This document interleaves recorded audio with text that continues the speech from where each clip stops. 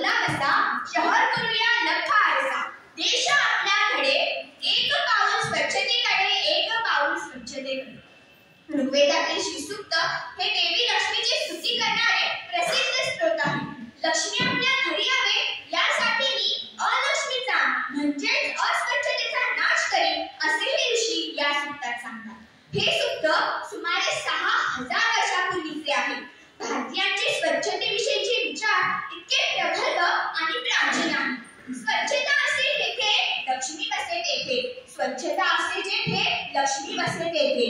म्हणूनच परिवर्तनाचे रिजनाचे नंतर घेऊन आणणारा वाचन मंदिराच्या व्यासपीठाला विषय मिळाला स्वच्छता काळाची गरज. नमस्कार ज्ञाते वक्ते श्रोते हो, मी कोण क्रमांक 6 अर्थातच विषय मांडत आहे स्वच्छता काळाची गरज. मित्रांनो, स्वच्छता हे परमेश्वराचे दुसरे नाव आहे असे सांगणारे महात्मा गांधी, हातात झाडू घेऊन गल्ली गल्ली स्वच्छता करणारे संत गाडगे महाराज, सेनापती बापट यासारख्या समाज सुधारकांची परंपरा असतानाही आजवर देखील भारतीयांना काही स्वच्छतेचे महत्त्व पटलेले दिसत नाही.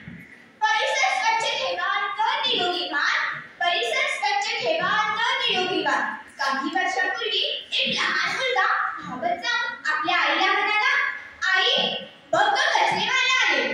आई म्हणाली, अरे बाळा कचरेवाले तर आपण आहोत, ते तर सफाईवाले आहोत.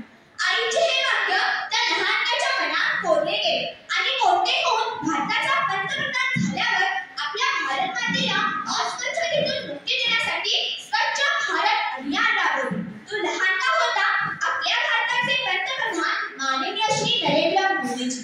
हर बच्चे को हो यह ज्ञान, स्वच्छता ही है सच्चा सम्मान, स्वच्छता ही है सच्चा सम्मान. कोणताही माणूस परदेशातून आला की एक गोष्ट नक्की आवर्जून सांगतो आणि ती म्हणजे तेथील स्वच्छता. स्वच्छता ही कोणत्याही देशाची लौकिकता वाढवते. मग आपल्या देशाला भेट द्यायला आलेले परदेशी नागरिक त्यांच्या देशात जाऊन काय सांगत असतील या कल्पनेने मी गौरवित होते. याला कारण म्हणजे आपल्या देशातील अस्वच्छता. संस्कृतीचे ठिकाण कधी स्वच्छता, आरोग्य संपदा अनेक स्वच्छता, विकासाचे स्वप्न फुलवे स्वच्छता, सुंदर भारत घडवे स्वच्छता, सुंदर भारत घडवे स्वच्छता. स्वच्छता म्हणजे स्वच्छतेने जगण्याची सवय. जिथे स्वच्छ राहून शरीर निरोगी राहत असेल तिथे शरीर आणि मन दोन्हीच्या आनंदासाठी स्वच्छता ही आवश्यक आहे. स्वच्छता म्हणजे निरोगी राहण्याची स्थिती. स्वच्छता ही एक चांगली सवय आहे जी आपल्या जीवनाची गुणवत्ता वाढवते. स्वच्छता असते जेथे आरोग्य बसे तेथे, स्वच्छता असते जेथे आरोग्य बसे तेथे. स्वच्छ भारत अभियान हे पंतप्रधान नरेंद्र मोदी यांनी 2 ऑक्टोबर 2014 रोजी गांधीजींच्या 145व्या जयंतीनिमित्त राबवलेले एक महत्त्वाचे अभियान आहे. स्वच्छ परिसर, हवा, पाणी, सूर्यप्रकाश कोणाला नकोसे असते? स्वच्छतेमुळे रोगराई होत नाही, आजार पसरत नाही, आपली जीवनशैलीही बदलून जाते.